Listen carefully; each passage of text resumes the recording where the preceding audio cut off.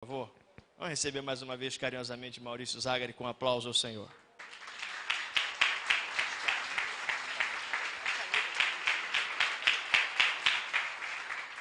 Obrigado, gente. Olha só. Levi, depois eu te dou aquela comissão. O microfone tá ligado, gente? Tô brincando. Não sei se vocês repararam nesse vídeo, eu consegui identificar entre os depoimentos daquelas pessoas feridas por hipocrisia, por amor ao dinheiro, por pressões indevidas. Vocês viram isso? Vários dos temas que nós tratamos aqui na primeira palestra estavam embutidos nos comentários de muitas daquelas pessoas. E assim como o pastor Levi falou para vocês curtirem aí o YouTube da igreja e vocês vão ganhar 2 livros, vocês gostam de sorteio? Então sigam-me no Instagram, no Facebook, Maurício Zagari, escritor, no meu blog, e sabe o que vocês vão ganhar? Absolutamente nada. Porque se você não me seguir por amor, eu não quero a sua companhia. Vamos lá, gente. Deixa eu dar o start aqui no meu cronômetro, que eu vou tentar ficar dentro do tempo. Ai, Jesus. Vamos lá. Nós falamos sobre o machucados, né? E agora a gente vai tentar falar sobre, deixa eu ver aqui, o caminho da cura. A boa notícia é que existe um caminho para a cura das feridas dentro da igreja. Eu mesmo, como eu falei, eu fui uma pessoa machucada na igreja e eu sou uma pessoa totalmente curada. Eu não guardo rancor, eu não guardo ressentimento por nada do que eu vivi e por ninguém que me machucou. Não porque eu seja melhor do que ninguém, mas porque Jesus Cristo nos ensinou o caminho para essa cura. E eu quero apresentar para vocês alguns pontos importantes. Evidentemente, novamente eu falo, não estou falando isso para vender livros, mas no livro isso está muito mais aprofundado. Aqui eu só tenho tempo para passar alguns pontos principais. Tá bem? Amém? Vire-se para quem está ao seu lado e diga assim: não quero falar nada com você agora. Diga. Ótimo. Vamos lá. Nós temos alguns passos importantes e eu vou falar 6 deles, tá? Para a cura. E aqui vem a boa notícia: a cura é possível. A má notícia é, às vezes dói como bezetacil. Vocês querem ver? Mas é importante. Quem aqui gosta de tomar injeção de bezetacil? Faz assim com a mão. Acorda de bem assim. Ai, me deu uma vontade hoje de tomar uma bezetacil aqui, bem no braço, aqui no osso. Você não acorda assim com essa vontade? Não? Agora, se eu dissesse para você assim, gente, inventaram uma vacina que dói o dobro da injeção de bezetacil, mas previne AIDS e câncer. Quem ia querer tomar aqui? Levanta a mão. Curioso, né? A gente prefere sentir a dor, mas ficar bem. Então, às vezes, dói, mas é bom. Não é isso? É a conclusão. Vamos lá. Primeiro ponto importante para a gente ficar curado de feridas na igreja é se conscientizar acerca de quem é o verdadeiro inimigo, o grande culpado pelos machucados. E o que eu vou falar aqui pode espantar um pouco vocês, mas eu trago uma reflexão importante. Nós temos o hábito de fulanizar o machucado. O que é fulanizar? Vem da palavra fulano, fulano de tal. Ou seja, a gente atribui ao indivíduo que nos machucou a responsabilidade pelo machucado. O Zezinho me tratou mal, então eu vou culpar o Zezinho. O Zezinho me tira do sério. Lembrar do Zezinho me faz ficar doido. Só que, biblicamente, existe uma outra forma da gente enxergar isso. Por quê? E por que é importante a gente entender essa outra forma? Se eu atribuo ao Zezinho a culpa do machucado, eu só ficarei em paz novamente quando o Zezinho fizer alguma coisa para se redimir do seu erro comigo. Então, se eu fulanizo a culpa pelo meu machucado, se eu atribuo a quem me machucou a culpa, ele tem o poder sobre mim. Ele depende dele fazer algo para eu ficar em paz. Então, eu só vou ficar em paz se ele vier me pedir desculpa. Eu só vou ficar em paz se ele mudar de atitude. Eu só vou ficar em paz se ele fizer uma retratação pública. O problema é que, na maioria das vezes, o Zezinho não assume a responsabilidade, não vem pedir desculpas, não faz retratação nenhuma. Sabe qual é a consequência disso? É um negócio que a gente vai carregar se a gente não conseguir ficar em paz, chamado ressentimento. Já ouviram falar de ressentimento? Ressentimento é exatamente o que a palavra diz. Ressentimento. é ressentir, é você sentir de novo. Então o Zezinho me magoou. Se eu não consigo resolver essa situação com o Zezinho, a dor que eu senti no momento da mágoa, no dia seguinte eu lembro e eu sinto de novo. E no terceiro dia eu sinto de novo. E dali a 1 ano eu sinto de novo. E daqui a 10 anos você ainda está carregando mágoa no coração pelo que o Zezinho te fez. E você não fica curado. É uma ferida que continua sangrando e destilando pus. Então, a grande questão bíblica é que Deus não atribui ao Zezinho o poder do perdão. Deus deu em nossas mãos o poder de ficarmos curados das mágoas. E quando a gente consegue perdoar quem nos fez mal, a dor some. Some. E aqui eu não estou falando de um negócio meio etéreo, tipo uma fumaça, esse negócio chamado perdão. É perdão. Nós crentes não sabemos perdoar. Esse aqui é o Perdão Total na Igreja, é o 3º livro que eu escrevo sobre perdão. Começou com perdão total, depois foi perdão total no casamento e agora é perdão total na igreja. Eu estudo esse assunto desde 2013. Tem 6 anos que eu estudo esse assunto. E a minha constatação, por onde eu passo, com quem eu converso, onde eu vou fazer as preleções, pelas muitas pessoas que me procuram pelas redes sociais, pelo meu blog, me mostram muito claramente que nós cristãos não sabemos perdoar como Jesus nos ensinou. E não sabemos porque não aprendemos. E não aprendemos porque não nos ensinaram. E não nos ensinaram porque quem nos ensina também não entendeu. Então é um efeito cascata. Então nós precisamos nos voltar para a palavra para entender o perdão bíblico. Porque nós não o vivemos. E eu provo para vocês. Você quer ver? Uma coisa que mais revela como nós somos na realidade é o susto. Por quê? Porque a nossa reação no susto não deu tempo da gente se planejar. Não tem hipocrisia no susto. Vocês já viram aqueles vídeos, às vezes dá um susto, o cara faz, já viram? Todo mundo ri, né? Porque o susto você não tem tempo de elaborar, como é que eu vou reagir, como é que eu vou me comportar. Então a coisa que acontece rapidamente é quem revela o nosso coração. E eu vou provar para você que você perdoa, que o perdão não é a tua reação imediata. Quer ver? Você está lá no supermercado, fazendo suas compras, aí vem aquela senhorinha muito enfesada com um carrinho, quer passar no corredor, você está na frente, o que ela faz? Ela, com o carrinho no seu pé. Aí você vira e fala assim, eu te perdoo em nome de Jesus. Não é assim? Sim ou não? Você está na drogaria, na fila, aquela fila enorme para você comprar o teu remédio, está na hora do culto, você tem que chegar na hora, e meu Deus, estou atrasado, não era, eu tenho que tomar o remédio, aí de repente vem aquele santo e fura a fila. Aí você vira e fala assim, amado do Senhor, por obséquio, por gentileza, você poderia, por favor, colocar-se no final da fila, como é a regra aqui? Ou você fala, sai daí, rapaz. Qual é a nossa reação? Seja honesto. A nossa reação é vingativa, é irada, é retributiva. Sim? Então nós temos que entender certas realidades sobre isso. Vamos lá. Para a gente conseguir perdoar alguém que nos magoou, que nos machucou, nós temos que identificar o verdadeiro inimigo, o grande culpado pelo machucado, que não são as pessoas, é o pecado que habita nelas. O que eu quero dizer com isso? Maurício, você está passando a mão na cabeça do fulano de tal, que me magoou, que me roubou, que me molestou sexualmente, que me traiu, que fez fofoca de mim, que me acusou do que eu não fiz. E a coisa que eu mais ouço quando eu faço preleção sobre esse assunto, é muito bonito você dizer isso aí, mas você não passou pelo que eu passei. Então a gente atribui aquela pessoa, como aquela pessoa sendo o grande responsável. Deixa eu fazer uma pergunta para vocês. Você está dirigindo um carro, o sinal fechou para você. Você acelera, o carro avança o sinal, atravessando uma pessoa, você atropela e você mata essa pessoa. Quem foi que matou essa pessoa? Foi você ou foi o carro? Foi o carro? Quem acha que foi o carro, fala amém. Quem acha que foi a pessoa, fala amém. O carro não acelera sozinho, concorda? Quem matou aquela pessoa foi você. O carro foi um instrumento que você ocupava naquele momento. E por obedecer à tua vontade, ele atropelou e ele matou.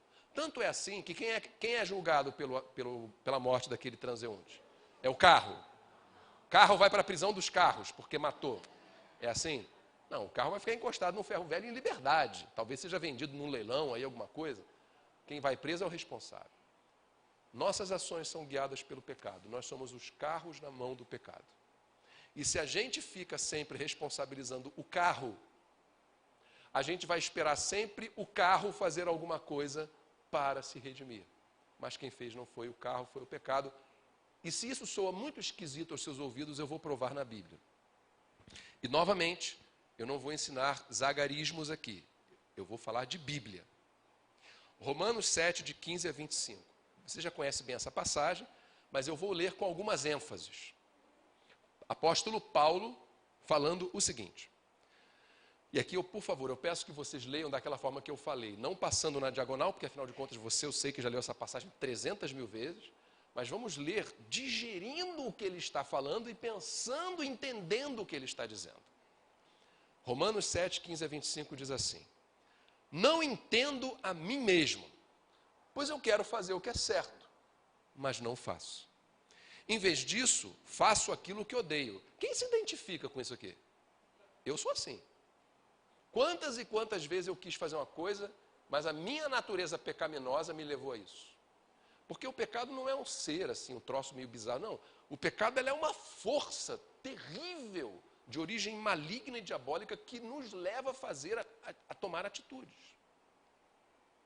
Mas se eu sei que o que faço é errado, isso mostra que concordo que a lei é boa. Agora, escutem, por favor.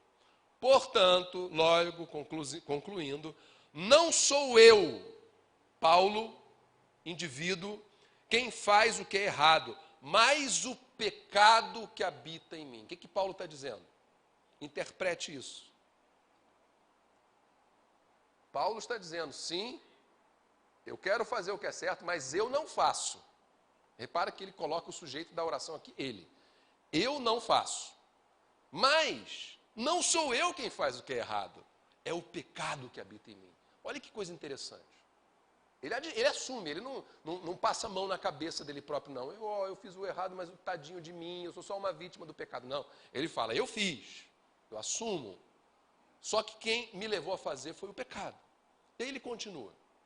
E eu sei que em mim, isto é, em minha natureza humana, não há nada de bom. Pois quero fazer o que é certo, mas não consigo. Quem se identifica com isso? Quero fazer o bem, mas não faço. Aí você pensa, eu não sou assim, porque afinal de contas eu não adultero. Mas você sente inveja, você sente ódio, você sente raiva, você desonra seu pai, você cobiça coisas do outro. Todos nós pecamos, só nossos pecados são diferentes. Não quero fazer o que é errado, mas ainda assim eu faço. Está dizendo eu, está assumindo.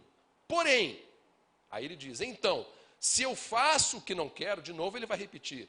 Na verdade, não sou eu quem o faz, mas o pecado que habita em mim. Segunda vez que ele diz isso. E ele continua. Assim, descobri esta lei em minha vida. Quando quero fazer o que é certo, percebo que o mal está presente em mim. Amo a lei de Deus de todo o coração. Contudo, há outra lei dentro de mim que está em guerra com minha mente e me torna escravo do pecado que permanece dentro de mim. Como sou miserável! Quem me libertará deste corpo mortal dominado pelo pecado? Dominado pelo pecado. Ou seja, que o pecado acelera, pisa no acelerador da minha vida. Graças a Deus, a resposta está em Jesus Cristo, nosso Senhor. Na mente quero de fato obedecer à lei de Deus, mas por causa da minha natureza humana, pecaminosa, sou escravo do pecado. Nós evangélicos temos medo de dizer certas verdades. Quem é que habita em nós? Todos nós sabemos, o Espírito Santo de Deus, certo? A gente vive dizendo isso, e é bíblico. O problema é que a gente se esquece que dentro de nós também habita o pecado. E vou dizer de novo, não sou eu, Paulo está dizendo aqui. Interprete como você quiser, mas é o que ele está dizendo. Então o que ele está falando aqui é que nós somos habitação ao mesmo tempo do Espírito Santo de Deus e da nossa natureza e inclinação pecaminosa. E a gente vive em guerra. E quando a gente fere, trai, mente, peca, é hipócrita, faz o que for que machuca os outros, é porque essa natureza pecaminosa está nos dominando.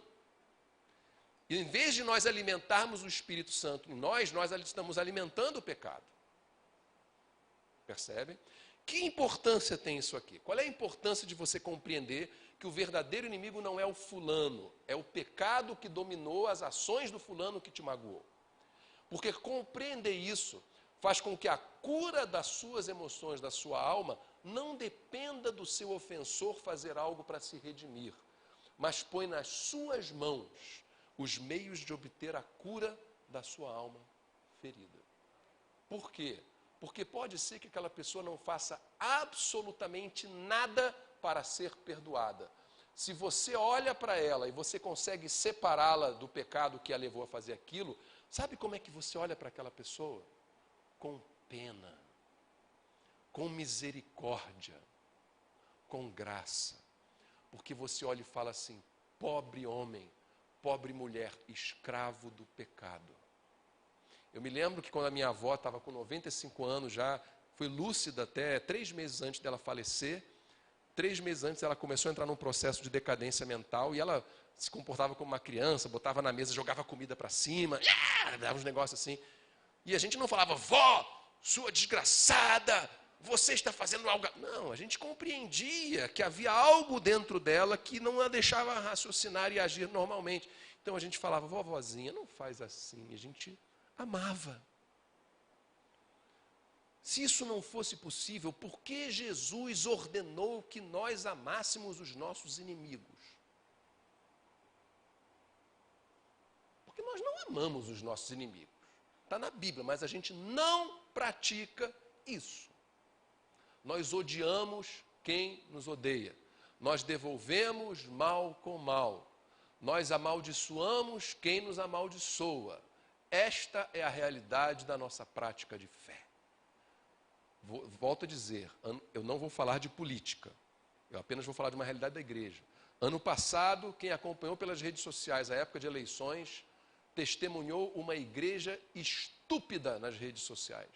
Grosseira, ofensiva, debochada, irônica, dividida, que não tinha nada a ver com o Evangelho de Cristo. Porque para defender os valores cristãos em que nós acreditamos, nós temos usado as armas do diabo, que são o ódio, a agressão, o deboche. Mas afinal de contas, Jesus derrubou as mesas dos cambistas, então eu também posso agir com ira. Aí eu pergunto: você é Deus? Porque o fato de Deus fazer certas coisas não nos dá a liberdade de fazer a mesma coisa. E eu provo. Quem é que mata todos os seres humanos da face da terra? Fala mais alto, irmão, tá certo. Quem tira a vida das pessoas? Não é Deus que tira a nossa vida? Sim ou não? O diabo mata alguém? Não. Só tira a vida das pessoas com Deus. Agora, o que Deus fala para a gente? Se nós matamos, nós somos assassinos, pecadores. A ira de Deus existe? É uma ira santa? Sim. Mas o que Ele fala sobre a ira humana? Gálatas 5, 19 a 21. Obras da carne. Ira é uma obra da carne. Não deixe o sol se pôr sobre a sua ira. Irai-vos, mas não pequeis. Ou seja, apaga esse troço. Irar é algo que acontece espontaneamente. Agora, se você alimenta essa ira que vem naturalmente, você está pecando. Então a gente acha que porque Jesus derrubou as mesas dos cambistas, a gente pode agir da mesma maneira. Pode não. Não é o que a Bíblia diz. Está doendo? Fala aí. Então, o primeiro ponto, a gente tem que... adiantei lá? Como é que eu volto aqui? Nossa, estou lá no 5. Caramba, peraí. Fui apertando aqui sem querer, é isso? Estou apanhando aqui. Voltar, por favor.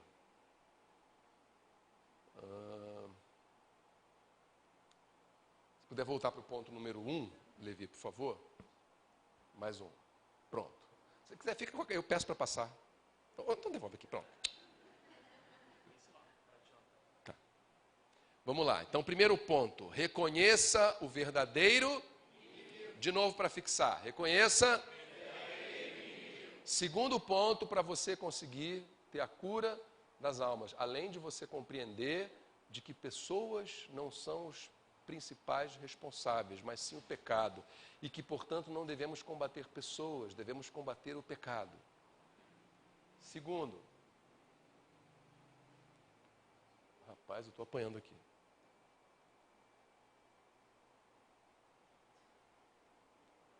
Levei por gentileza. Tenta passar para o... Pronto, aí. É quem sabe, sabe. Fica com ela, por favor. Segundo ponto, tá? Entenda que todos somos pecadores. E não somos moralmente superiores a quem nos machucou.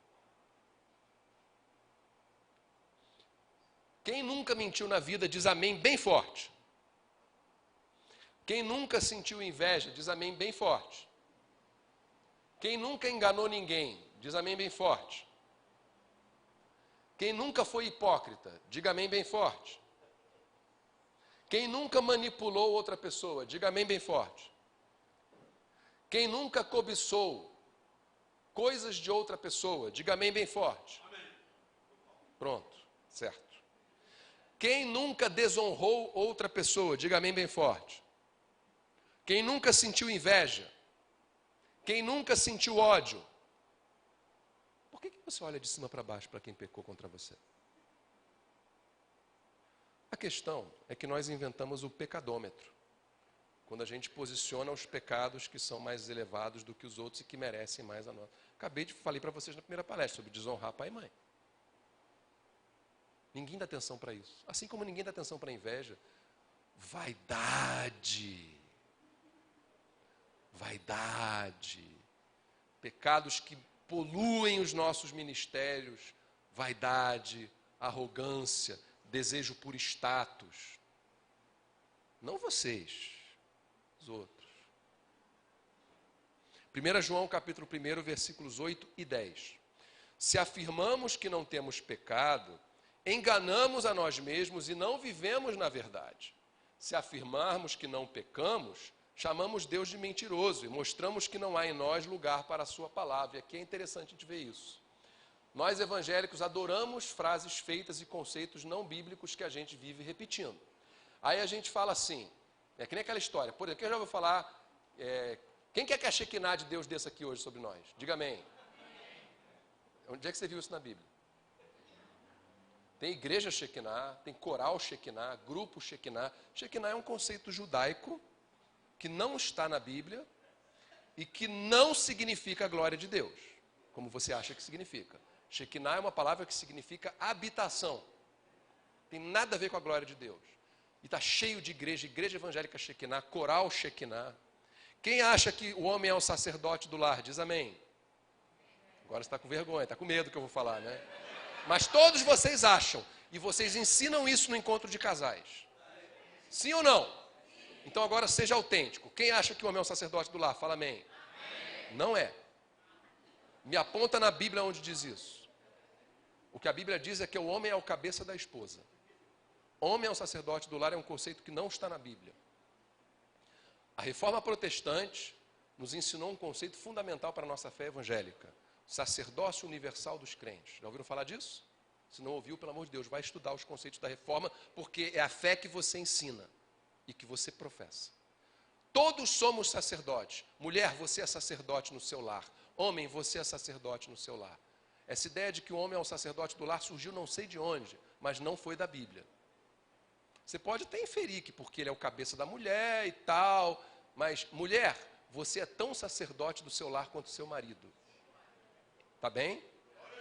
Se você discorda, me mostre na Bíblia o argumento da sua discordância. Ok? Vamos discutir Bíblia e não cultura popular gospel. Tá? E por aí vai. E por aí vai. Muitas outras ideias que a gente tem que não são bíblicas. E uma das ideias que a gente tem é que crente não peca. Aliás, que crente não é pecador, desculpa. Aí você vem e diz aquela frase que você repete. Eu peco, mas eu não vivo em pecado. Frase feita gospel. Já ouviu isso? Você provavelmente já pregou isso no púlpito. Só que João está escrevendo para crentes. Está escrevendo para crentes. Ele fala, se afirmamos que não temos pecado, enganamos a nós mesmos. Se afirmamos que não pecamos, chamamos Deus de mentiroso. Entenda uma coisa. Quando a Bíblia fala aquela mulher pecadora era um jargão da época de Jesus, do judaísmo de Jesus, onde as pessoas que viviam fora da graça de Deus eram conhecidas como as pecadoras. Então, quando ela falava uma mulher pecadora, já se subentendia que estava falando de o quê? De uma prostituta. Entendem?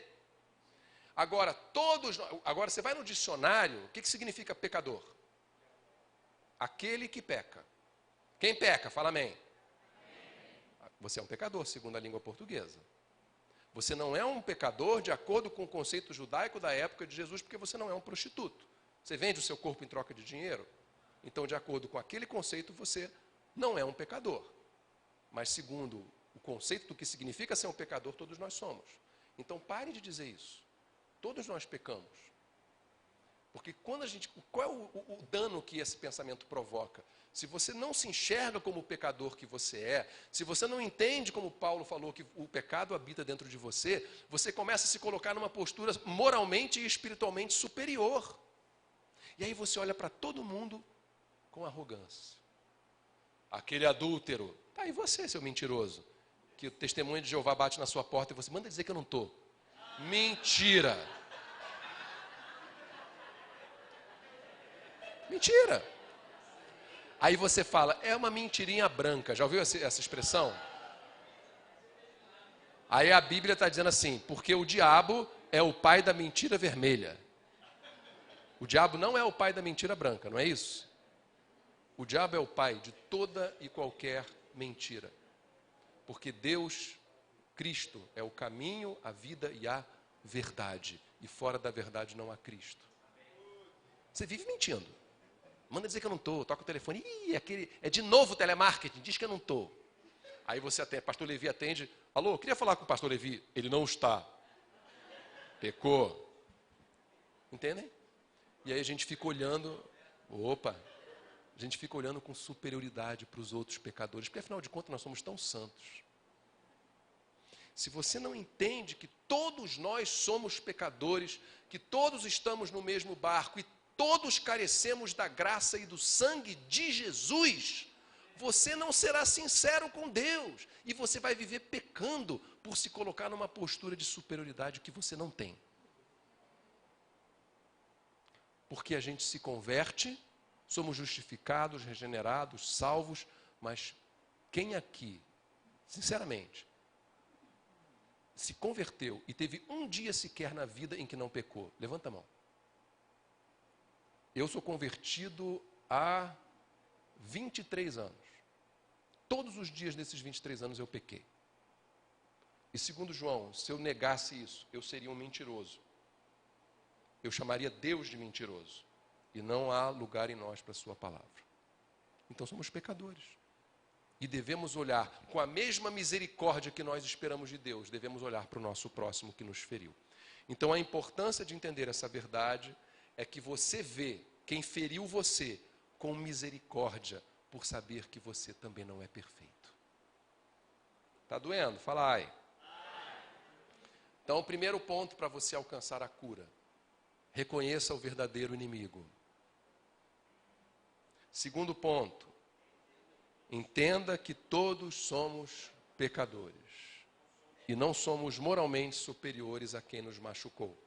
Por favor, Levi, pode passar. E o terceiro ponto: veja a igreja de forma realista. Não como uma comunidade de pessoas perfeitas, mas como um ajuntamento de indivíduos falíveis e que pecam sim diariamente. Amanhã vocês vão fazer um culto na sua igreja e todas as pessoas que estão sentadas diante de vocês e todos os obreiros que estarão em cima do púlpito pecaram nas últimas 24 horas. Eu afirmo para vocês isso. Alguém discorda? A igreja, ela é cheia de Paulos, de pessoas que querem fazer o bem. Entenda, eu não estou vilanizando os crentes. Nós queremos fazer o bem, nós queremos fugir do pecado, nós queremos ser santo. E é nesse esforço que nós vivemos diariamente. O problema é que a gente derrapa com muita frequência. Romanos 3, de 9 a 12, Paulo disse assim: todos, e é bonita essa palavra, de novo, para de ler correndo, digere as palavras. Todos Sabe no grego original em que Paulo escreveu isso, o que significa a palavra que no grego foi traduzido como todos? Vocês sabem? Significa, revelação do céu, hein? Anote isso aí. Todos vem de uma palavra grega que originalmente significa todos. É óbvio, não tem interpretação. Todos significa, não há exceção. Concordam? Todos, judeus ou gentios, estão sob o poder do pecado. Como afirmam as Escrituras, ninguém é justo, nem um sequer. Ninguém é sábio, ninguém busca a Deus. Todos se desviaram, todos se tornaram inúteis. Ninguém faz o bem, nenhum sequer. E aí nós que somos cristãos podemos chegar para o lado e dizer assim, mas graças a Deus pelo sangue do Cordeiro que está sobre a minha vida. Porque Ele é justo, Ele faz o bem. No dia que você der aquele passo além da tua vida terrena e você chegar diante do Senhor, Ele vai olhar para você e Ele vai falar, entra bendito do meu Pai, não pelo teu mérito, mas pelo sangue de Cristo aspergido sobre a tua vida.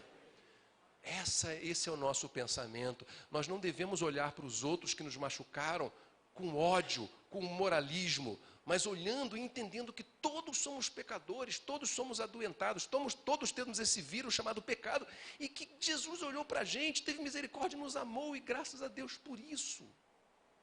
É Ele que nos santifica, a todos nós. Mas apesar da igreja ser um ambiente formado apenas e exclusivamente por pessoas que falham e pecam, ainda assim, ela é a noiva amada de Cristo. Apocalipse 19, de 6 a 8, diz assim, o Senhor nosso Deus, o Todo-Poderoso, reina. Alegremo-nos, exultemos e a Ele demos glória. Por quê? Escuta. Chegou a hora do casamento do Cordeiro e a sua noiva já se preparou. Agora vem a coisa mais importante, ela recebeu um vestido do linho mais fino, puro e branco. O que é que João está falando aqui? Ele está se referindo à realidade futura escatológica, quando seremos glorificados com Cristo. E só então receberemos as vestes de linho branco e puro, que significam o que? A nossa pureza, a nossa santidade e a nossa completa distância do pecado. Agora reparem que ele está falando isso para o futuro. Hoje a gente ainda não está assim. Então nós somos amados pelo noivo, porque ele está nos preparando para um casamento perfeito, mas hoje ainda somos falhos. Hoje as nossas vestes ainda não são de linho puro, branco. Hoje nós ainda convivemos com o pecado. Sim ou não, gente? Então a importância de entender esse terceiro ponto é que você entende que perfeição na igreja só haverá na glorificação. E se você entende isso e você ensina isso para os seus membros, em vez de você só ficar dizendo aqui a igreja é o lugar mais maravilhoso do mundo, bababá, porque é mesmo, não estou falando para vocês saírem da igreja, não. Agora, você também tem que ensinar, irmãos, aqui dentro, olhem em volta, todos somos imperfeitos. Sempre que eu, na minha jornada cristã, que eu trouxe uma pessoa para Jesus, eu tive que dar alguma orientação inicial na fé, eu falei para essa pessoa, irmão, irmã, prepare-se, você vai conviver com muitos cristãos que querem fazer o bem, mas muitas vezes vão te machucar. E se você já estiver preparado para isso, sem esperar uma perfeição que você não vai encontrar, o baque será menor. Eu provo. Se eu chego para você, aliás não, deixa eu falar com o pastor Cláudio. O nome da sua esposa, pastor Cláudio? Leda. Se a irmã Leda chega para o irmão e fala assim, o irmão é um safado. Marido, você é um safado. Isso dói no seu coração? Muito. Por quê? Porque você a ama, porque ela é uma pessoa importante, por quê? Agora, se uma pessoa com notória deficiência mental, que não tem razão, está completamente problemático nas suas ideias, uma pessoa que talvez precise de um acompanhamento psiquiátrico grave, ela chega e xinga você da mesma coisa, isso te impacta da mesma maneira? Não. Por quê? Porque você releva, você compreende que aquilo ali não veio de uma pessoa que tem a mesma situação, etc, etc, etc. Então, quando você espera a perfeição de alguém e vem um baque, a ferida é muito profunda. Mas quando você já espera a imperfeição, quando acontece, você trata de uma outra maneira. Então, você saber, se você começa a dizer para todo mundo que na sua igreja só tem anjo, e daqui a pouco os humanos se manifestarem, o baque vai ser forte e gente vai ficar machucado. Mas se você ensina para eles a verdade, que é qual? Olha, nós somos uma comunidade de cristãos salvos, lavados e redimidos no sangue do Cordeiro, amamos Jesus, queremos fazer o bem, somos esforçados, lutamos pela perfeição, mas estamos nesse processo. E eventualmente as pessoas vão te decepcionar, vão te magoar, vão dizer coisas que vão te entristecer. O pastor, eu, seu pastor, posso fazer alguma coisa sem maldade no coração, mas que te deixe magoado. Se for assim, releve, ore, converse, dialogue. Uma instrução sincera como essa, que mostra a realidade da igreja, ela frutifica. Porque no momento em que o teu membro for ferido, ele já vai estar precavido para isso.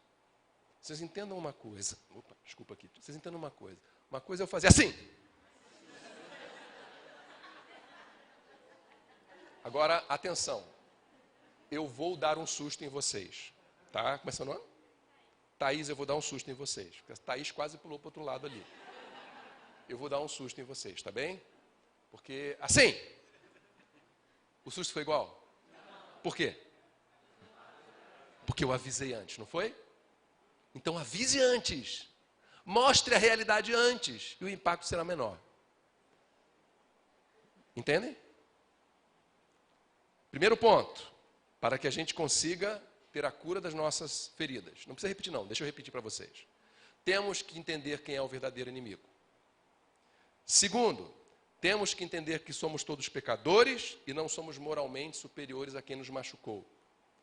Terceiro, veja a igreja a partir de uma forma realista, não como uma comunidade de pessoas perfeitas, mas como um ajuntamento de indivíduos falíveis e que pecam diariamente. Quarto, por favor, Levi. Você tem que decidir que postura Deus espera que você tenha com a pessoa que feriu você. E aqui vem o bezetacil. Você foi ferido? Foi magoado? Foi traído, falaram mentiras sobre você, você foi roubado, foi detratado, foi abandonado, machucou, doeu, você está ressentido, você está abatido, está deprimido. O que Deus espera que você faça com relação a essas pessoas? E o primeiro ponto de você entender o verdadeiro inimigo vai te ajudar nisso aqui. Porque o que vai vir agora é pancada da braba. O que eu vou fazer aqui? Eu não vou inventar nada, eu vou ler 3 trechos da Bíblia que vão estar projetados aqui atrás. Você pode anotar, depois você lê em casa e medita com calma. Eu vou ler, e eu quero que você pense o seguinte: eu tenho vivido fazendo isso? O que o Zagari vai ler agora da palavra é realidade na minha vida? Então vamos lá. Primeira passagem do Sermão do Monte, Jesus falando em Mateus 5, 43 a 46. Ai, Jesus, me ajuda. Vamos lá. Vocês ouviram o que foi dito: ame o seu próximo e odeie o seu inimigo. Eu, porém, vocês ouviram que foram dito o quê? Lá na lei de Moisés. Agora eu, no Evangelho da Graça de Jesus Cristo, lhes digo: amem os seus inimigos.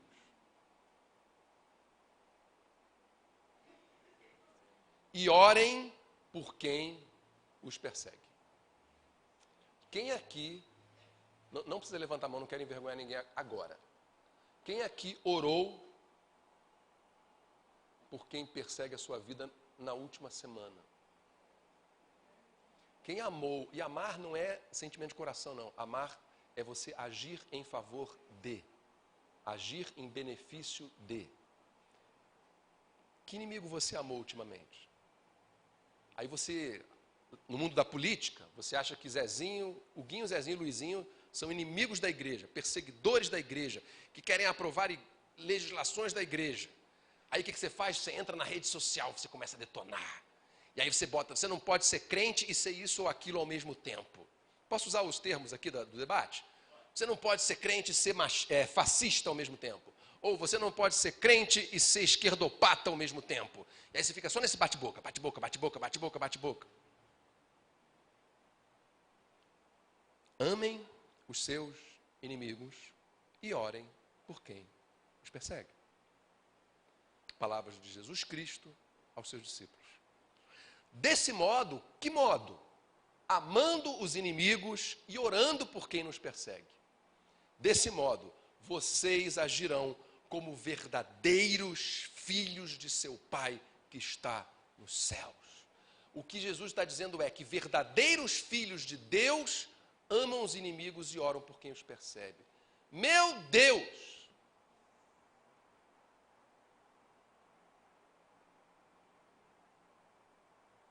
Pois ele dá a luz do sol tanto a maus como a bons, e faz chover tanto sobre justos como injustos. Aí a pergunta para vocês: se amarem apenas aqueles que os amam, que recompensa receberão? Não, eu não posso amar meu inimigo porque a justiça, ele é o inimigo do evangelho, ele ataca a igreja de Cristo, ele ataca Jesus. Se amarem apenas aqueles que os amam, que recompensa receberão? Se amarem apenas outros crentes, que recompensa receberão? Lucas 6, eu vou pular alguns versículos para dar tempo. Eu vou ler os versículos 27, 28, 31, 33, 35 e 36. Jesus falando: mas a vocês que me ouvem, eu digo, amem os seus inimigos. De novo. Mas Jesus fica insistindo nesse ponto. Por quê? Será que isso é importante? Será que isso é importante? A vocês que me ouvem eu digo, amem os seus inimigos, façam o bem a quem os odeia. Quem machucou você? Quem feriu você? Quem te traumatizou na igreja? Sabe o que Jesus fala para você fazer com essa pessoa, com esse carro que avançou o sinal vermelho? Faz o bem a ela. Ah, Maurício, essa palavra é muito dura. Disseram isso para Jesus também. E muitos abandonaram Jesus porque acharam a palavra dele dura. E aí ele vira para os 12 e fala, vocês também vão? E aí o que ele ouve? Para onde iremos, Senhor? Só tu tens as palavras da vida eterna. Em outras palavras, as palavras da vida eterna são duras muitas vezes. Por quê? Porque contrariam a nossa natureza humana vingativa, retributiva. Me fez mal, eu quero fazer pior. Me machucou, eu quero machucar de volta. É ou não é? Deus coloca no leito, mas só para salvar a alma dele, tá, Jesus? Deus, pesa a tua mão. Aí fazemos aquelas orações imprecatórias. E aí Jesus vem e fala assim, amem os seus inimigos, façam o bem a quem os odeia. Aí ele vai além, ele continua machucando a gente, continua dando bezetacil. Abençoem quem os amaldiçoa. Orem por quem os maltratam. Campanha de oração na igreja é pelo quê? Para Deus fazer um milagre que beneficie a tua vida. É dar um emprego, é curar a doença, é trazer o marido de volta. Quem aqui, pastor, quem já fez aqui campanha 7 semanas de oração na igreja para que Deus abençoe as pessoas que nos maltratam? Quem já fez isso? Levanta a mão aí. Isso é cristianismo, tá? Você não vai encontrar em lugar nenhum da Bíblia Jesus dizer para que nós oremos para que a gente consiga um emprego. Claro que eu estou exagerando, né? Ele fala o pão nosso de cada dia nós hoje, mas essa oração específica ele nunca pediu. Mas ele falou, orem por quem os maltratam. Vocês fazem isso. Irmãos, Vamos conclamar a igreja para vir aqui na frente. Venham todos aqui à frente quem quer orar pelo bem daqueles que fazem o mal de vocês. Venham aqui à frente, vamos orar todos juntos. Deus, em nome de Jesus, abençoa aquele que nos maltrata. Nós pedimos a tua bênção por quem nos persegue, por quem nos calunia. Faz o bem a eles. Quem faz isso? Mas Jesus falou para a gente fazer ou não falou? Sim ou não? Ele disse para a gente fazer isso, a gente nunca faz.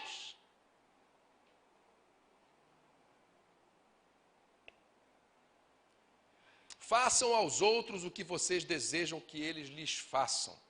Se vocês amam apenas aqueles que os amam, que mérito tem?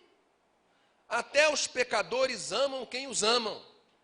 E se fazem o bem apenas aos que fazem o bem a vocês, que mérito tem?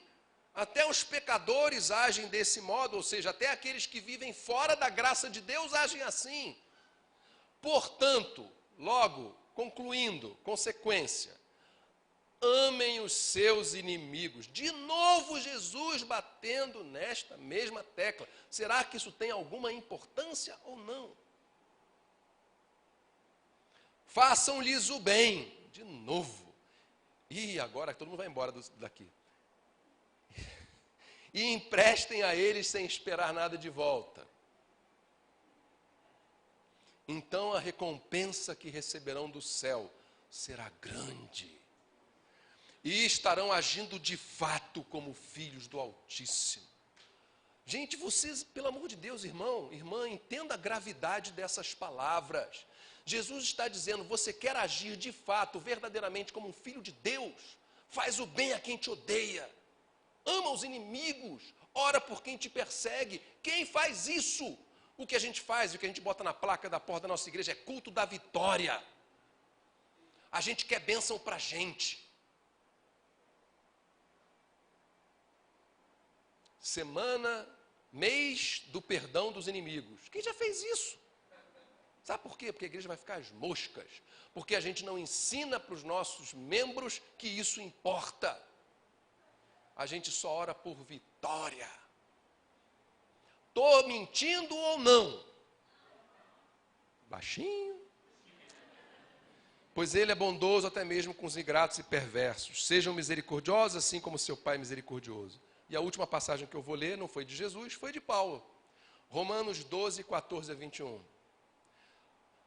Ai, Jesus, ele fica repetindo. Mania do pessoal repetir o que Jesus fala, né? Não sei para que esse povo faz isso. Abençoem aqueles que os perseguem. Olha aí, de novo.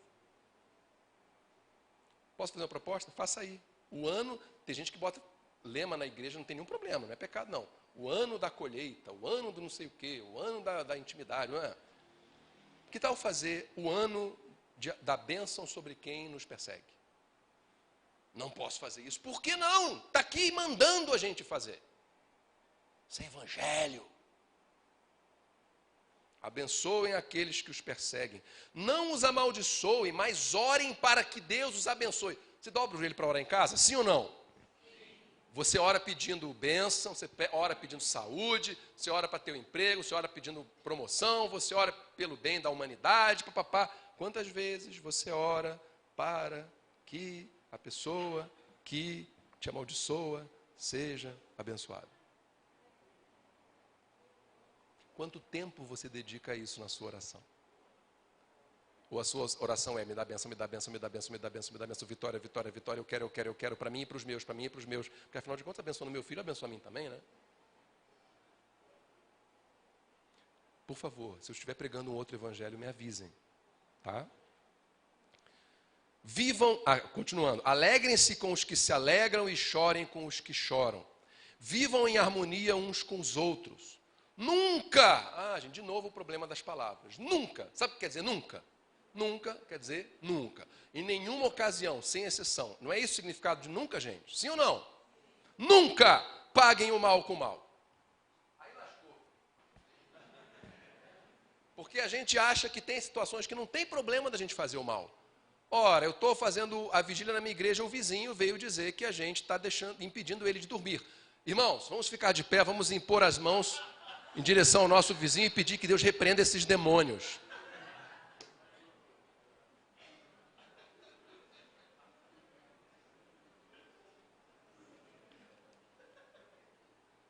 Nunca paguem o mal com o mal. Pensem sempre em fazer... Gente, não sou eu que estou inventando, não. Está aqui na palavra de Deus, tá? Pensem sempre em fazer o que é melhor aos olhos de todos. No que depender de vocês, ou seja, o que ele está dizendo, pode ser que do outro não dependa, mas de você, no que depender de vocês, vivam em paz com todos. Amados, olha de novo aquela palavrinha miserável. Amados, nunca, nunca, nunca, nunca, você pode dizer nunca? Nunca, fala, de novo. Fala, jamais, em nenhuma circunstância, se vinguem. Nunca se vinguem. Interpreta isso de outro jeito, pelo amor de Deus.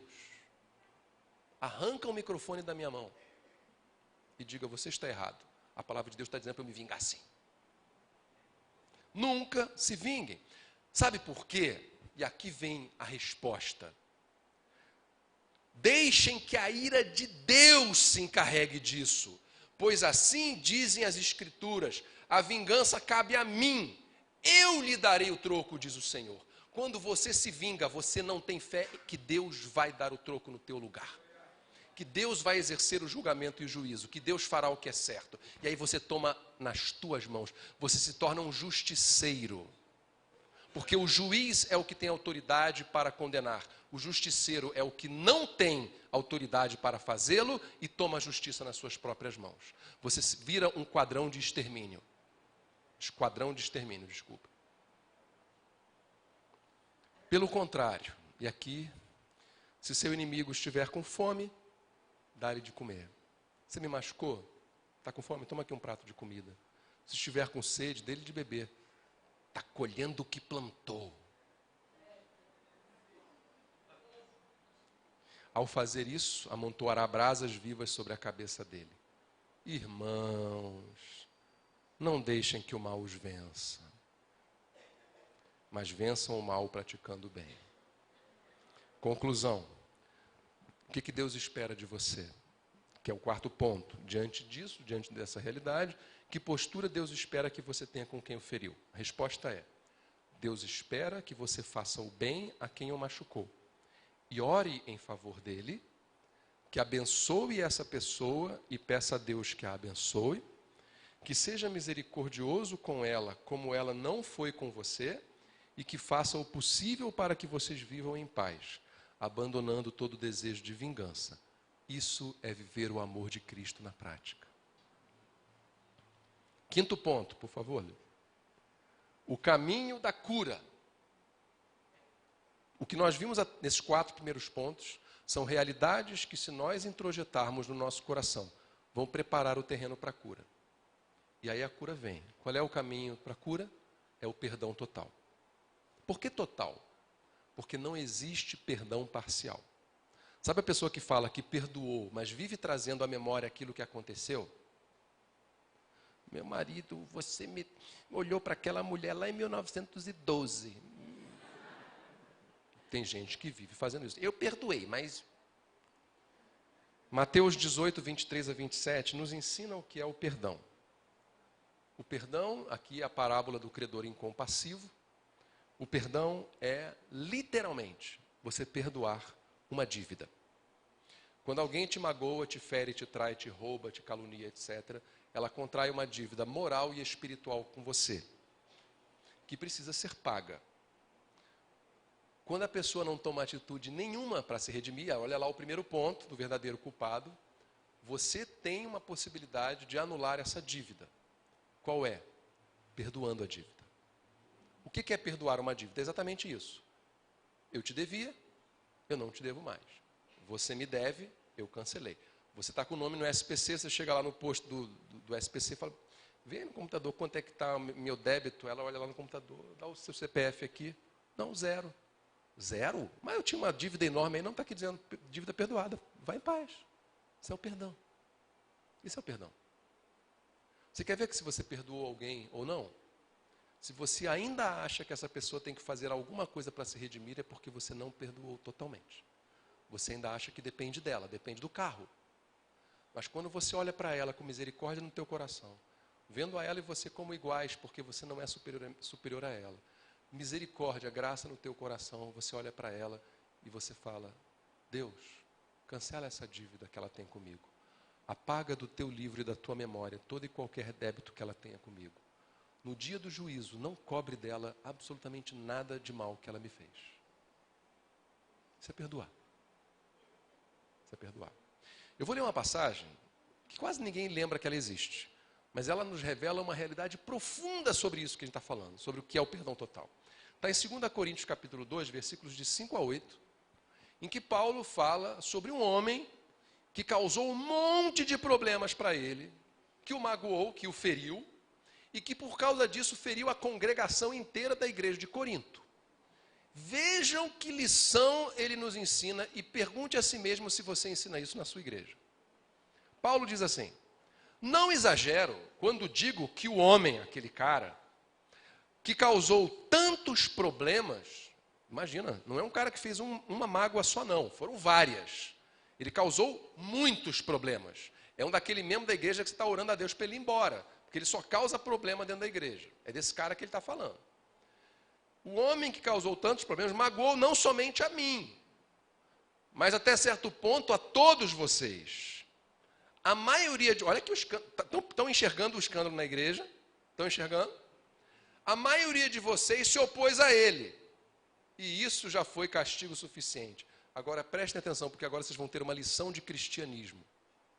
Agora, porém, é hora de perdoá-lo. E ir além. E confortá-lo. Do contrário, pode acontecer de ele ser vencido pela tristeza excessiva. Peço, portanto, que reafirmem seu amor por ele. É isso que a gente ensina na igreja para fazer com aquela pessoa que causa muitos problemas. Observem o que Paulo está dizendo, irmãos. Esse cara gerou problema para o pastor, gerou problema para a membresia. Muitos de vocês reagiram, foi disse-me disse. Mas agora é hora de perdoá-lo e confortá-lo. Ou seja, o evangelho de Cristo não é sobre punição, é sobre restauração. Querem ver uma passagem da Bíblia que muitos entendem errado? Alguém fez alguma coisa de mal, alguém pecou contra você. O que a orientação bíblica para a gente é fazer? Primeiro, você vai até essa pessoa e confronta. Não é isso que a Bíblia diz? Você foi magoado, foi ferido, pecaram contra você. Vá até ela, exponha o pecado dela e tente dialogar. Não é isso? Se ela se arrependeu, amém. Restauração. Se ela não se arrependeu, o que você faz? Leva 2 ou 3 testemunhas e vai até ela confrontar. É o que diz ou não? Sim ou não? Ela não se arrependeu, não houve restauração. O que você faz? Leva até a igreja. Ou seja, você vai até os líderes da igreja, até os representantes, expõe o caso, para ver se a liderança da igreja... Isso aqui não é como muita gente pensa, você jogar no ventilador. Expor a igreja, você leva para a liderança da igreja, vai lá, leva, confronta, reúne esse irmão. Se ele não, e agora é que vem o problema, se ele não se arrepender, o que é que você faz? Trate-o como um... Vamos lá, pastores. Trate-o como um gentio, não é isso? Como um não cristão.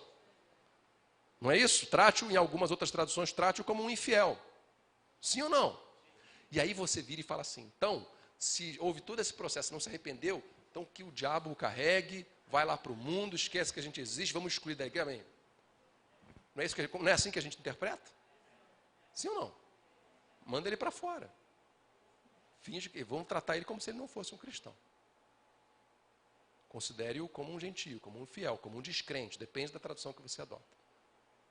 A pergunta é, como um cristão deve agir com um descrente?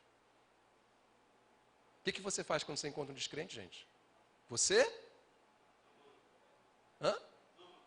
Pastores? Você chama a sua igreja, gente, tem gente do mundo lá fora, o que a gente tem que fazer com eles?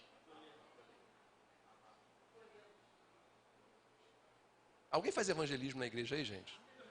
Alguém faz evangelismo? O que é evangelismo? É levar o evangelho, pregar para o descrente, não é isso? Qual é a nossa postura com os descrentes? A gente prega o evangelho para eles, sim ou não? Sim. Tudo que vocês falaram está certo, você ama, você acolhe. Mas você prega, você não manda ele para o diabo. Você não chuta ele e manda ele embora. É uma interpretação equivocada. Prega o evangelho para ele, até que ele se converta. Entendem? Caso contrário, o que significa amar os inimigos, fazer o bem, etc, etc. Está difícil de aceitar isso, gente? Agora, porém, é hora de perdoá-lo e confortá-lo. Do contrário, pode acontecer de ele ser vencido pela tristeza excessiva. Peço, portanto, que reafirmem seu amor por esse cabra safado que me magoou, que gerou problema na igreja, que gerou um monte de mágoas. É sobre essa pessoa que ele está falando. Perdoem, confortem, acolham, tentem restaurar. Esse é o nosso papel. O último ponto, por favor, Levi. Sexto. Qual é o grande segredo? E aqui está, tudo que a gente falou até aqui nessa segunda palestra, desemboca aqui. O grande segredo para conseguir perdoar. Eu vou ler duas passagens para vocês. A primeira está em Efésios, capítulo 4, versículo 32, que diz assim: sejam bondosos e tenham compaixão uns dos outros. Prestem atenção, por favor, irmãos. Perdoando-se como Deus os perdoou em Cristo. Perdoar quem nos magoou nada mais é do que fazer o que Cristo fez conosco. Colossenses 3, 12 a 14. Visto que Deus os escolheu para ser seu povo santo e amado, revistam-se de compaixão, bondade, humildade, mansidão e paciência. Sejam compreensivos, meus irmãos de Barra do Piraí, uns com os outros, e perdoem quem os ofender. E perdoem quem os ofender. E perdoem quem os ofender. E perdoem quem os ofender. Sabe por que eu estou repetindo? Porque você ainda não perdoou quem te ofendeu. Lembrem-se do quê? Olha aqui a chave para você conseguir perdoar. Lembrem-se de que o Senhor os perdoou, de modo que vocês também devem perdoar. Aqui está o cerne da questão. Você olha para quem te magoou e você não perdoa por quê? Uma série de pensamentos pode levar você a não querer perdoar essa pessoa. Ele não se arrependeu. É frequente ouvir isso. Ou ele não veio me pedir perdão. Se tivesse vindo, eu perdoava, mas não veio. Repara que a gente está só colocando na conta dele a responsabilidade pelo perdão. Não estamos entendendo quem foi o verdadeiro inimigo. Ele não veio me pedir perdão, ele não se arrependeu, ele não fez nada para se redimir, etc, etc. Ele não merece. E aí eu quero trazer vocês na memória, 2000 anos no passado, para um morrinho que tinha ali no Oriente Médio, fora de uma cidade chamada Jerusalém. Um dia como outro qualquer, estavam crucificando lá 3 bandidos. E aí no meio deles tinha um homem, que na verdade não era um bandido, porque ele foi preso injustamente, foi acusado injustamente, foi ofendido, foi xingado, foi cuspido, foi esbofeteado, foi desnudado, sofreu cuspe, sofreu acusação, sofreu deboche, sofreu lambada nas costas, colocaram coroa de espinho nas costas, uma cruz de 90 quilos nas costas, para levar morro acima. Chegou morro acima, cravos nas mãos, cravos nos pés, coloca lá, e ele vê lá embaixo. E detalhe, ele é colocado nu na cruz. Não acreditem que Jesus foi crucificado com aquela fralda dos crucifixos, porque naquela época, o Império Romano crucificava os condenados nus.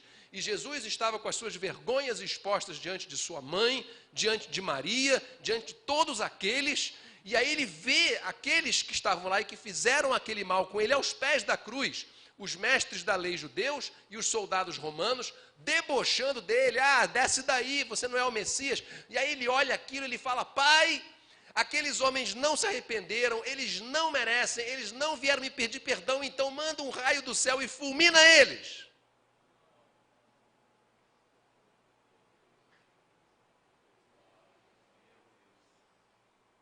Pai, perdoa.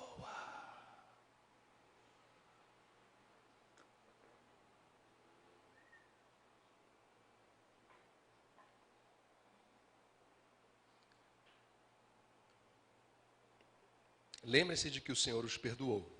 de modo que vocês também devem perdoar. Deixa eu fazer uma pergunta. Quem foi salvo por Jesus aqui, diz amém. Amém. Quem foi perdoado dos seus pecados, diz amém. Quem merecia ter sido perdoado pelos seus pecados, diz amém. Você merecia? Você foi salvo pelo teu mérito? Você foi salvo porque você era bonzinho demais? Jesus olhou por você, sabe o que ele viu? A Bíblia fala que nós estávamos mortos em delitos e pecados. Sabe o que acontece com o morto? Ele apodrece, ele fede.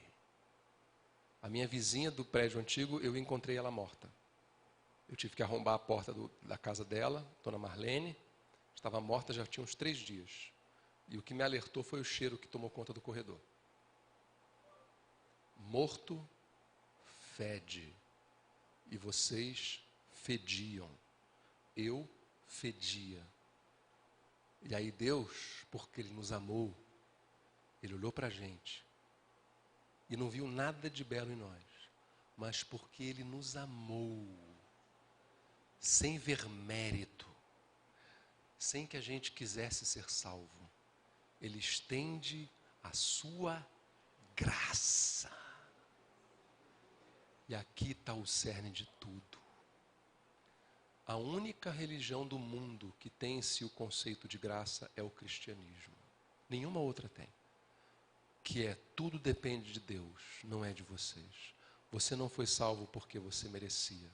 Você não foi perdoado porque você merecia. Você não foi perdoado porque você fez algo para ser perdoado. Você foi salvo porque o coração de Deus transbordou em graça. E o ensinamento da palavra para nós é: meu irmão, pastor, diácono, minha irmã, esposa de pastor, não sei se na sua igreja tem pastora, não sei o cargo que você ocupa, você foi machucado por membros, por pessoas, por líderes, por conselhos. A tua paz vai vir se você compreender que ela depende não do mérito de quem te machucou, depende da graça que tem no teu coração. Porque a graça que tem no teu coração é capaz de olhar para essas pessoas, entender que elas são vítimas de uma força diabólica chamada pecado. Entender que você já cometeu outros erros e que você também já feriu pessoas. E com misericórdia, como Deus olhou para a gente e nos amou quando a gente fedia. Você vai olhar para aquela pessoa que você tem repúdio por ela, que você não aguenta ver pintada na tua frente. E se você tiver no teu coração a mesma graça com que Deus perdoou a tua vida, você vai conseguir perdoar aquela ou aquelas pessoas. E aí o perdão total virá. Então, irmãos, para finalizar, entenda que o seu perdão não depende de quem machucou você merecer ser perdoado, nem de você sentir vontade de perdoar, tampouco de esquecer as ofensas que lhe fizeram, porque perdoar não é ter amnésia. O seu perdão depende da demonstração prática da graça e da misericórdia que há em seu coração. Por saber que se Deus perdoou você por graça, você deve perdoar por graça.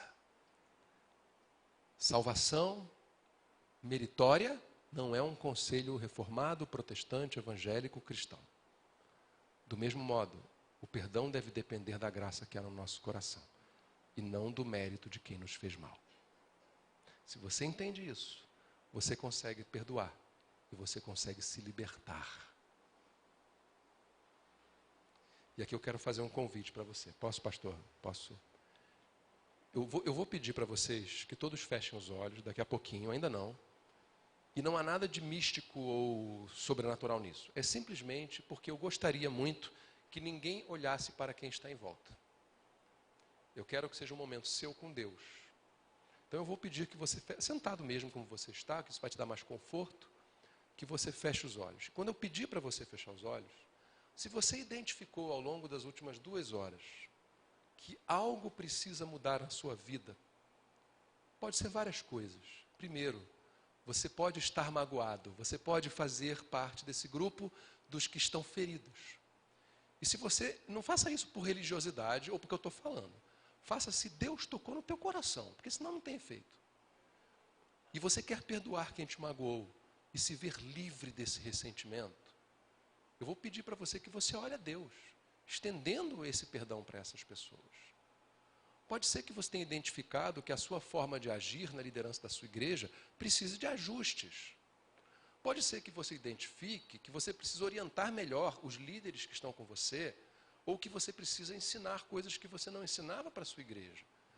Dentro do que a gente falou aqui, eu tenho certeza que Deus foi tocando no teu coração naquilo que é individual. Porque o que eu preciso melhorar não é o que o pastor Levi precisa, não é o que o pastor... Cada um de nós precisa melhorar em alguns aspectos. E eu vou pedir que você daqui a pouco feche os olhos.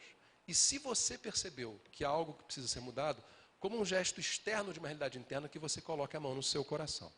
E como todos estaremos de olhos fechados, ninguém vai ver. E eu vou dar alguns instantes em silêncio, todos ficaremos em silêncio, para você orar pessoalmente com Deus, dentro daquilo que precisa. E aí eu encerro com uma oração conjunta. Tá bem? E eu sei, e aqui antes de terminar, eu só quero dizer mais uma coisa. Eu sei que a palavra de hoje foi muito dura em muitas coisas, e infelizmente não tem como não ser. Eu peço que vocês me perdoem se em algum momento eu os ofendi, eu os chateei, eu toquei numa ferida delicada. Por favor, me perdoem. E eu peço que vocês entendam o desejo do meu coração de trazer essa palavra para vocês. Às vezes a gente precisa ser sacudido para que algumas coisas encaixem ali. Então, por favor, me perdoem e que Deus continue usando a vida de vocês para abençoar muitas outras vidas, porque eu tenho certeza que vocês são bênção no lugar por onde vocês passam. Amém? Então, por favor, feche os seus olhos. E se você vê que precisa, coloque a mão no seu coração e ore a Deus, individualmente, dentro daquilo que foi necessário. Em breve eu orarei para terminarmos.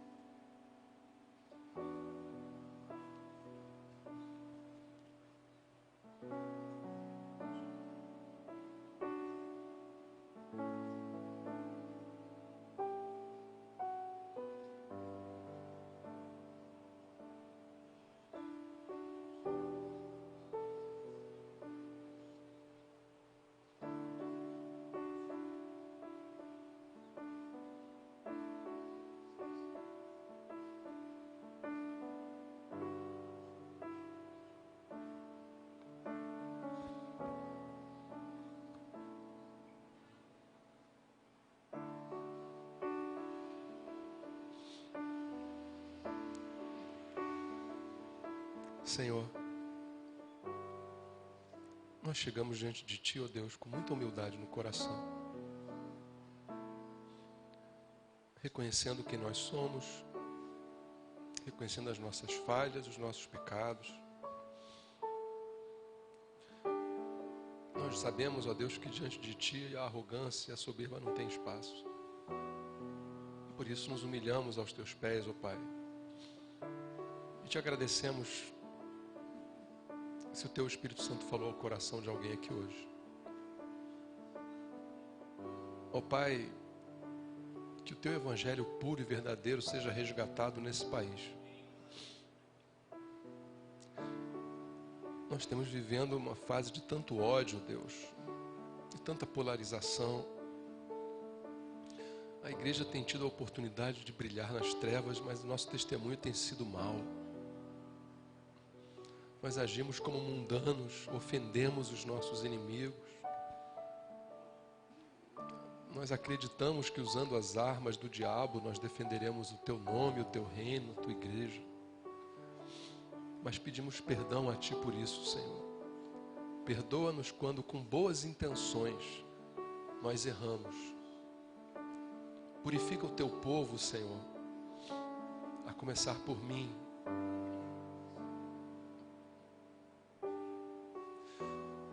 Ó Deus, que o teu Santo Espírito venha sobre nós e nos mostre que a mudança desse país não virá por leis, por governos, por partidos políticos, por bate-bocas nas redes sociais,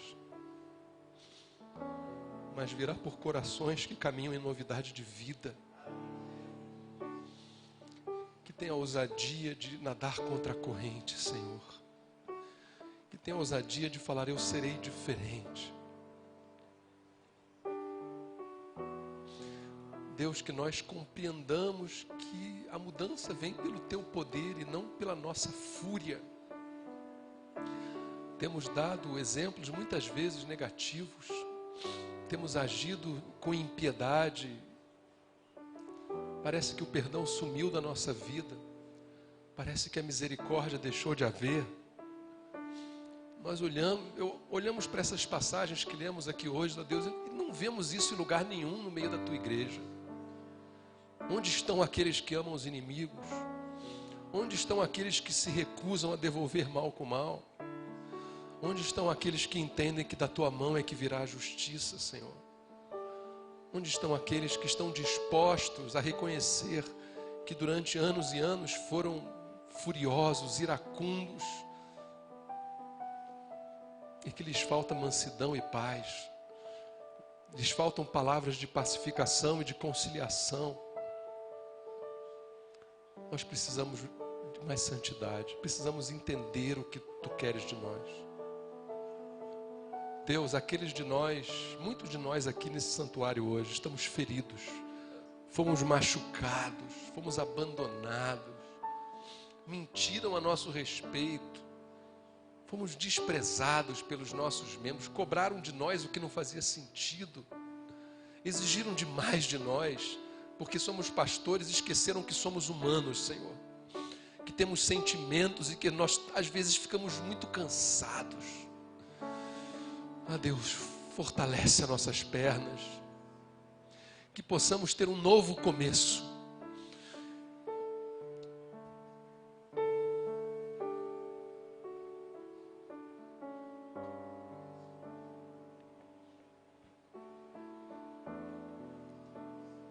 Fortalece os meus irmãos, Senhor. Tem gente aqui nesse santuário que está exausta. Dá paz aos corações, Senhor. Renova as forças. Oh Deus, derrama do teu bálsamo, que não depende do emocionalismo humano, mas depende do teu poder sobrenatural. Traz o refrigério. Traz a alegria de sair da cama de manhã, Deus. Que possamos dizer: alegramos-nos quando nos disseram que vamos à casa do Senhor. Que consigamos perdoar aqueles que nos fizeram mal, que nos desprezaram, que não entenderam nada. Oh Deus,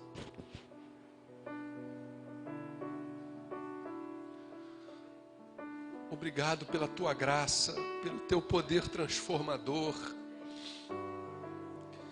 pelo teu poder renovador, Senhor. Nós nos derramamos aos teus pés agora, como crianças que precisam do abraço do Pai. Toma-nos em teus braços e nos leva, Senhor, porque nossas pernas não aguentam mais. Renova-nos, coloca-nos de pé novamente, ó Pai. Ajuda-nos a liderar o teu rebanho que o Senhor nos deu autoridade para conduzir, dentro daquilo que é santo, que é bom, que é justo, dentro daquilo que brilha nesse mundo de trevas, e que faz aqueles que estão lá fora olharem para a gente e falar: ali Deus está de fato. Renova-nos, Senhor. Renova-nos, Senhor. Renova-nos porque precisamos. Renova-nos porque só Tu és o oásis no meio do deserto. Como diz aquela canção, Deus, como um farol que brilha à noite. Que assim seja o Senhor na nossa vida e que assim sejamos nós para esse mundo. Obrigado, Senhor. É com gratidão que te fazemos essa oração. Que Tu faças algo sobrenatural entre nós hoje. Que Tu trabalhes nos nossos corações, no coração da nossa família e no coração da nossa igreja. E te pedimos, ó Deus, que deste encontro hoje, não porque o Zagari falou algo, não, Senhor, mas pela Tua mão sobrenatural, que todos aqueles que aqui estão voltem para as suas comunidades, levando algo diferente, e que promoverá de fato, Senhor, um avivamento nessa cidade. Não um avivamento de gritaria, um avivamento de saculejo, mas um avivamento de arrependimento, de mudança de vida, um arrependimento que faz a gente enxergar o mundo com outros olhos, que faz aquele que peca de forma contumaz se arrepender e mudar, e que faz aqueles que estão lá fora olhar para a gente e falar: eu quero isso que vocês têm. Dá isso de presente para a gente, Senhor, não por mérito humano, que preguemos o evangelho puro e cristalino, sem novidades, sem mecânicas, sem estratégias, mas um evangelho puro da salvação, e que através dessa palavra o Senhor modifique completamente essa cidade. E te pedimos, ó Deus, nós não declaramos nada, nós não profetizamos nada, nós apenas suplicamos: faze a Tua vontade para a Barra do Piraí, Senhor, e que fortalece-nos para que sejamos instrumentos da Tua vontade nessa cidade. Exerce a Tua graça salvífica, exerce a Tua misericórdia, salva esta cidade através da nossa boca, Senhor, e para a glória do Teu nome, Senhor Jesus.